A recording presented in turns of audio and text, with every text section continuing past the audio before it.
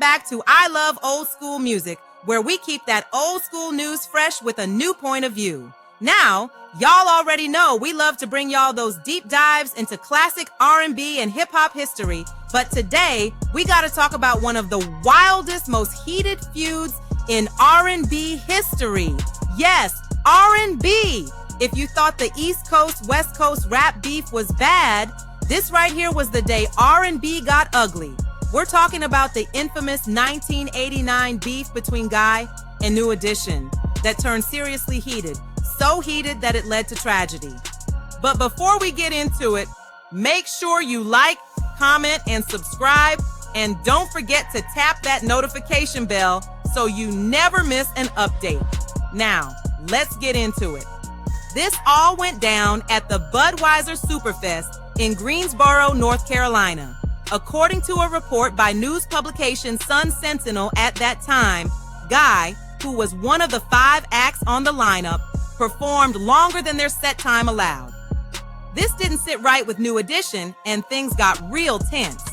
While Guy was still on stage, New Edition stepped out, and at first, the crowd thought they were about to perform together.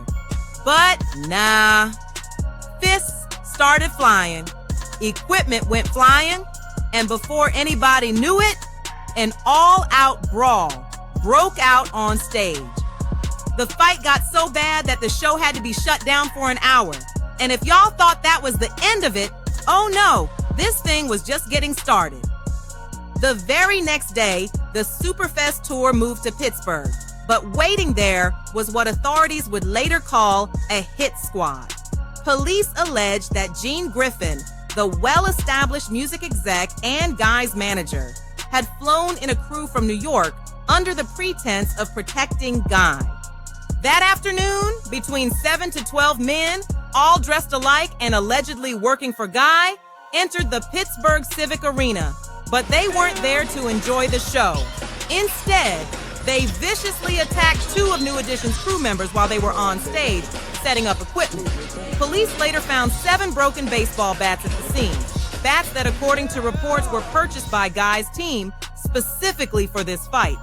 But in a strange twist, the bats weren't even used because they accidentally got crushed under a truck.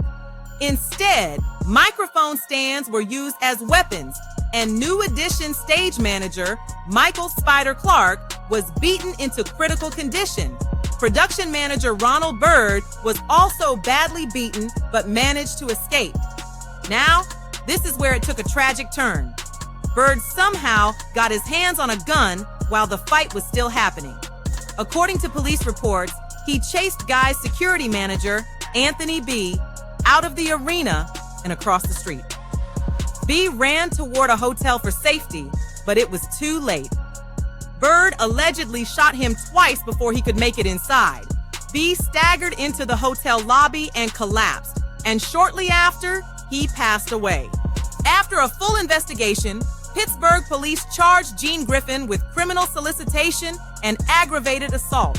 3 of Guy's employees were arrested on 2 counts of aggravated assault and 2 counts of criminal conspiracy. As for Byrd, he was charged with criminal homicide. This incident had major consequences.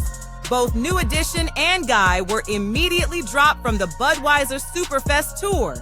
In a joint statement, both groups expressed that they were saddened by what happened and clarified that the fight did not involve the actual band members. It was a backstage feud between their crews. This situation was tragic, and looking back, you gotta wonder if it could have been avoided. But here's the reality. Many artists, especially Black artists coming from humble beginnings, have always had to navigate an industry where protecting your success at all costs can sometimes lead to serious consequences. And sadly, we still see this today in the hip-hop game. Hopefully, one day soon, that will change. Anywho, this is one of those moments in R&B history that people don't talk about enough. Do y'all remember hearing about this back in the day? And before y'all go, don't forget to like, comment, subscribe, and tap that notification bell so you never miss any updates. We appreciate y'all for rocking with us. I love old school music, old school news with a new point of view.